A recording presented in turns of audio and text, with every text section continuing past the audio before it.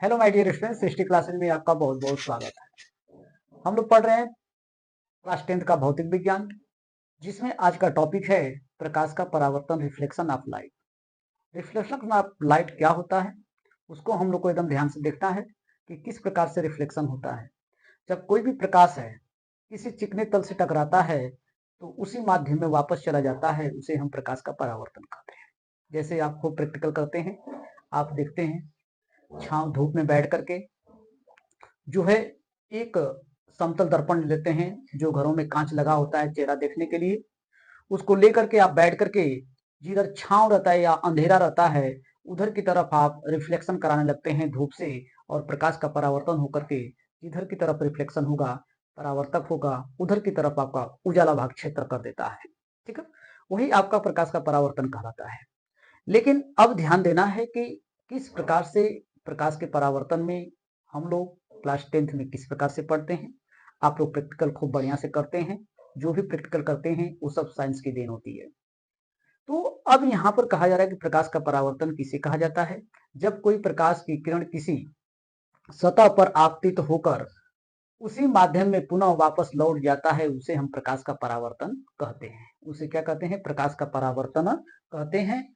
अब इसमें ध्यान देना है कि किस प्रकार से परावर्तन होता है। ये तो परिभाषा हो गया, और इसमें प्रकाश के परावर्तन की जो जो प्रकाश के परावर्तन में प्रकाश की जो चाल होती है वह हमेशा नियत होती है। क्या होती है? हमेशा नियत होती है, यानी कि एक समान की ये चाल चलती है। ठीक है, तो अब यहाँ पर हम लिखेंगे इसकी परिभाषा कि परिभाषा क्या होती है।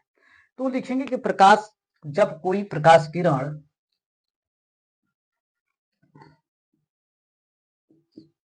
जब कोई प्रकाश किरण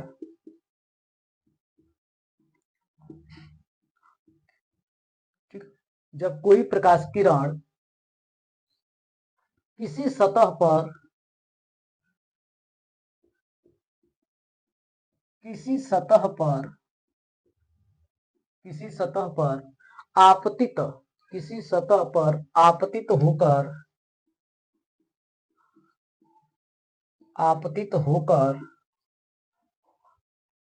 होकर उसी माध्यम, यानी कि आपतित होकर उसी माध्यम में पुनः वापस लौट जाती है। आपतित होकर उसी माध्यम में पुनः वापस लौट जाती है लौट जाती है लौट जाती है तो इस परिघटना को तो इस परिघटना को तो इस परिघटना को प्रकाश का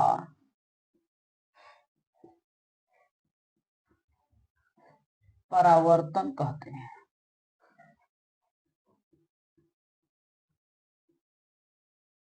परावर्तन कहते हैं। प्रकाश के परावर्तन में प्रकाश की चाल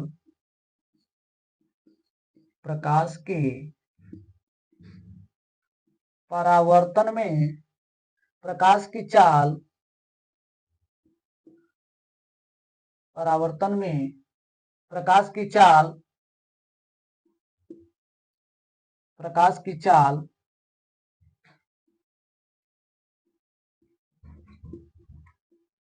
नियत रहती है।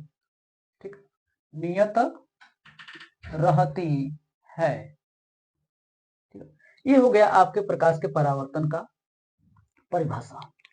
अब यहाँ पर देखना है कि प्रकाश के परावर्तन में अब चित्र के अनुसार हम लोग को देखना है कि इसमें चित्र किस प्रकार से होते हैं। ठीक है, अब ध्यान देना है कि एक हमारा समतल पृष्ठ होता है, यानी कि एक समतल दर्पण होता है। सीधा सा मानिए कि एक हम समतल दर्पण कैसे बनाएंगे उसको।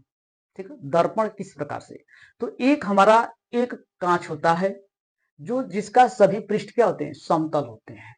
ठीक है, एक हम कांच लेंगे। ठीक, ध्यान से देखिएगा, एक हम यहां पर कांच ले रहे हैं। ठीक है, एक कांच होता है, कोई भी हो, कोई कांच भी है तो उसका जो है हमेशा दो पृष्ठ होते हैं। कितने पृष्ठ होते हैं? दो पृष्ठ होते हैं। जब एक पृष्ठ को कलई कर देते हैं तो दूसरा पृष्ठ परावर्तक हो जाता है। तो इसके हम एक पृष्ठ को हम क्या कर देंगे, कलई कर देंगे। कलई किसके कत्न होता है, इसको कहा जाता है कि या तो हम सिल्वर से कलई कर दें, यानी कि चांदी से जो है कलई कर दें, या तो इसे हम लेड ऑक्साइड से इसकी कलई कर देते हैं। तो जब एक पृष्ठ कलई कर दिए तो दूसरा पृष्ठ क्या रहता है, परावर्तक हो जाता है। तो इसी पृष्ठ को हम कहते हैं समतल दर्पण कहते हैं। इसी को क्या कहेंगे हम, समतल दर्पण कहते हैं, समतल दर्पण। ठीक है, समतल दर्पण हो गया। जो यह दूसरा पृष्ठ जो होता है, इसका जब यह चमकीला भाग हो जाता है, इसी को हम कहते हैं परावर्तक पृष्ठ कहते हैं। इसी को क्या कहेंगे, परावर्तक पृष्ठ कहते हैं। और यह जो पृष्ठ हो गया, इसको कहते हैं कलई किया गया पृष्ठ, कलई किया गया पृष्ठ। ठीक, कलई किया गया पृष्ठ, समझ में आया।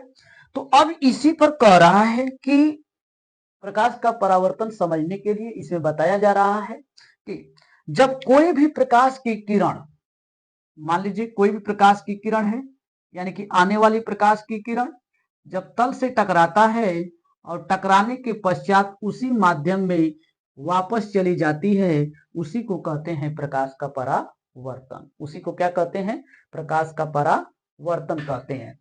तो अब जो आने वाली प्रकाश की किरण होती है, ठीक, उसको हम कहते हैं आपतित किरण, और जो तल से टकरा करके जाती है उसे कहते हैं हम परावर्तित किरण।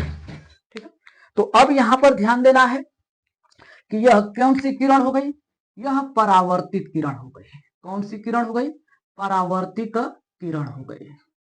समझ में आ गया, ये परावर्तित किरण हो गई। और यह कौन सी किरण हो गई, आपतित किरण हो गई। इसको हम कहते हैं आपतित किरण। ठीक, अब इसमें देखना है हम लोग को कि जब आपतित किरण आती है, तल से टकराती है, तो तल पर जो टकराने वाली जो बिंदु होती है, यानी कि जहां पर ये बिंदु टकरा रही है, इस बिंदु को हम कहते हैं आपतन बिंदु। इसको हम क्या कहेंगे, आपतन बिंदु बोलते हैं। ध्यान दीजिएगा, इसको हम क्या कहेंगे, आपतन बिंदु कहते हैं। ठीक है, अब यह आपतन बिंदु हो गया। इस पर आपतन बिंदु पर एक डाला जा रहा है अभिलंब। इसको हम क्या कहेंगे, इस पर आपतन बिंदु पर डाला गया एक अभिलंब, यह क्या हो गया, अभिलंब कह दिए। तो आपतन बिंदु पर डाला गया ये क्या हो गया, इसको हम कहेंगे अभिलंब। समझ में आ रहा है ना। देखिए, अब जो आने वाली प्रकाश की किरण होती है उसको आपतित किरण कहते हैं। तल से टकरा करके जाती है तो उसे हम परावर्तित किरण कहते हैं। जब जिस तल पर जाकर के आपतित किरण टकराती है तो उस बिंदु को कहते हैं आपतन बिंदु कहते हैं। उसे क्या कहेंगे, आपतन बिंदु कहते हैं। अब ध्यान दीजिएगा कि अभिलंब और आपतित किरण के मध्य में जो कोण बनता है उसे कहते हैं आपतन कोण। उसे क्या कहेंगे, आपतन कोण। इसको हम आपतन कोण कहते हैं, जिसे हम स्मॉल आई से प्रदर्शित करते हैं। तो यह क्या हो गया, आपतन कोण हो गया। इसको हम कहते हैं आपतन कोण। समझ में आ गया। फिर कहेंगे कि परावर्तित किरण और अभिलंब के बीच में बने कोण को हम कहते हैं परावर्तन, यह आपतन कोण हो गया। यह हो जाएगा आपका परावर्तन कोण हो जाएगा। इसको हम क्या कहेंगे, परावर्तन कोण कहते हैं, जिसे हम स्मॉल आर से प्रदर्शित करते हैं। समझ में आ गया, ये है प्रकाश का परावर्तन। ठीक है, तो इसमें कहा गया है कि जब कोई भी प्रकाश की किरण आती है उसे आपतित किरण कहते हैं। जिस तल पर टकराती है, जिस बिंदु पर जाकर के आपतित किरण मिलती है उसको हम आपतन बिंदु कहते हैं। और इस तल से टकराने के पश्चात उसी माध्यम में जाती है तो उसे हम परावर्तित जो है परावर्तित कोण जो है की किरण कहते हैं। अब यहाँ पर अभिलंब और परावर्तित किरण के मध्य में जो कोण बनता है उसे हम परावर्तन कोण कहते हैं। और आपतित किरण और अभिलंब के बीच में जो कोण बनता है उसे हम आपतन कोण कहते हैं। यह हो जाएगा आपका ए, यह हो जाएगा बी, यह हो जाएगा आपका यम, चाहे यन कह दीजिए, एन हो गया, और यह ओ हो गया। ठीक है, तो यह हो गया आपके प्रकाश का परावर्तन। अब यहां पर ध्यान देना है कि प्रकाश परावर्तन के नियम। ठीक है, प्रकाश के परावर्तन के नियम क्या होते हैं, तो यहां पर ध्यान दीजिए। प्रकाश के परावर्तन के नियम, प्रकाश के परावर्तन के नियम। Type of reflection of light, type of reflection of light, ठीक है। इसमें बताया जा रहा है कि प्रकाश के परावर्तन के कितने नियम होते हैं। प्रकाश के परावर्तन के दो नियम होते हैं। कितने नियम होते हैं? प्रकाश के परावर्तन के दो नियम होते हैं, दो नियम, ठीक है। पहला नियम क्या होता है, ध्यान से देखिएगा। पहला नियम, प्रथम नियम, यहीं पर हम लोग हेडिंग लगाएंगे, प्रथम नियम, ठीक। प्रथम नियम, फर्स्ट रूल। फर्स्ट रूल में ध्यान दीजिएगा कैसे कहा जा रहा है कि आपतित किरण, परावर्तित किरण तथा आपतन बिंदु पर डाला गया अभिलंब तीनों एक ही तल में होते हैं। पहला नियम क्या कहेगा? आपतित किरण, परावर्तित किरण तथा आपतन बिंदु पर डाला गया अभिलंब तीनों एक ही तल में होते हैं। तो इसी को लिखेंगे कि आपतित किरण,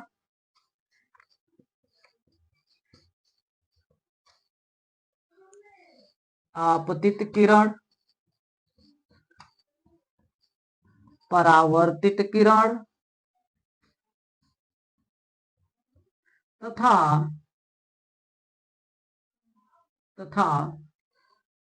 आपतन बिंदु पर, आपतन बिंदु पर डाला गया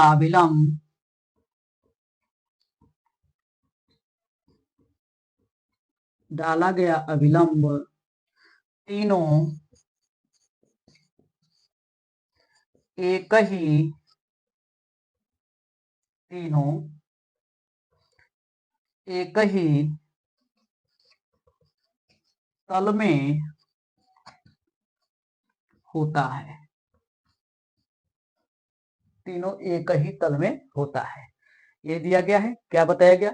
आपतित किरण, परावर्तित किरण तथा आपतन बिंदु पर डाला गया अभिलंब तीनों एक ही तल में होता है। समझ में आ गया? अब यहां पर हम लोग को ध्यान देना है कि दूसरा नियम क्या होता है। यहीं पर हेडिंग लगा रहे हैं, द्वितीय नियम, ठीक है। द्वितीय नियम, एकदम ध्यान से देखिएगा इसको, नियम अपने आप समझ में आ जाएगा। दूसरा नियम होता है कि आपतन कोण आई तथा परावर्तन कोण स्मॉल आर दोनों सदैव आपस में बराबर होते हैं। दोनों क्या होते हैं? सदैव आपस में बराबर होते हैं। तो यहीं पर लिखेंगे आपतन कोण, आपतन कोण स्मॉल आई तथा परावर्तन कोण, कोण स्मॉल आर दोनों आपस में बराबर होते हैं,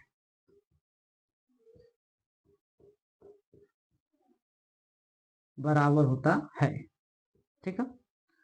कोण आई बराबर कोण आर हो जाएगा। जब आपतन कोण का मान बढ़ेगा तो परावर्तन कोण का भी मान क्या होगा? बढ़ेगा। जब आपतन कोण का मान बढ़ेगा तो परावर्तन कोण का मान बढ़ेगा। यदि आपतन कोण का मान कम होगा तो परावर्तन कोण का भी मान क्या होगा? कम होगा। यही चीज ध्यान में देना है। अब प्रैक्टिकल में भी आप लोग को बताया जाता है, प्रैक्टिकल भी दिखाए हैं, प्रैक्टिकल में आप लोग को देख लिए हैं। तो इस चीज को एकदम ध्यान से देखिएगा कि प्रकाश का परावर्तन क्या होता है। आप एकदम देखते ही हैं, जब किसी भी चिकने तल से जब प्रकाश का जो है उसी माध्यम में वापस जब चलने लगता है तो उसी को कहा जाता है प्रकाश का परावर्तन। आप खूब बढ़िया से प्रैक्टिकल कर चुके हैं, इस चीज को एकदम ध्यान रखिएगा, ठीक है। तो यह हो गया आपके प्रकाश के परावर्तन कि आपतित किरण किसे कहते हैं, आने वाली प्रकाश की किरण को आपतित किरण कहते हैं। परावर्तित किरण किसे कहते हैं, जाने वाले प्रकाश की किरण को परावर्तित कहते हैं। अभिलंब किसे कहते हैं, आपतन बिंदु पर एक जो है लंबवत रेखा खींची जाती है उसे अभिलंब कहते हैं। आपतन कोण किसे कहते हैं? अभिलंब तथा आपतित किरण के मध्य में जो बना कोण होता है आपतन कोण कहलाता है। परावर्तन कोण किसे कहते हैं? परावर्तित किरण और जो है अभिलंब के बीच में जो कोण बनता है उसे हम परावर्तन कोण कहते हैं, जिसे हम स्मॉल आर से प्रदर्शित करते हैं। आपतन बिंदु किसे कहते हैं? आपतित किरण तथा परावर्तित किरण और आप इस पर डाला गया अभिलंब डाला जाता है, उसी को कहा जाता है हमारा क्या चीज? आपतन बिंदु कहा जाता है। ठीक है, इस चीज को एकदम ध्यान रखिएगा। प्रथम नियम में क्या कहा गया है कि आपतित किरण, परावर्तित किरण तथा आपतन बिंदु पर डाला गया अभिलंब तीनों एक ही तल में होते हैं। आपतन कोण स्मॉल आई तथा परावर्तन कोण स्मॉल आर दोनों आपस में सदैव क्या होते हैं? बराबर होते हैं। कोण आई बराबर कोण आर। आपतन कोण का मान बढ़ेगा तो परावर्तन भी बढ़ेगा। ठीक है, जब आपतन कोण बढ़ेगा तो परावर्तन भी क्या होगा? बढ़ेगा। आर भी क्या होगा? बढ़ेगा। जब आपतन कोण घटेगा तो परावर्तन कोण भी क्या होगा? घटेगा। दोनों में एक दूसरे के समानुपाती होते हैं। ठीक है, तो इसमें दोनों बराबर अपना बढ़ेंगे घटेंगे। ठीक है, और हमारे चैनल को लाइक शेयर सब्सक्राइब करते रहिए और हमें जो है सपोर्ट करते रहिए, और अच्छे से अच्छे मैं आप लोग को वीडियो देने की कोशिश करूंगा क्लास की। और ये क्लास 10th का है, टॉपिक वाइज चल रहा है, आप अपना नोट्स बनाते जाइए। बहुत बहुत धन्यवाद, थैंक यू।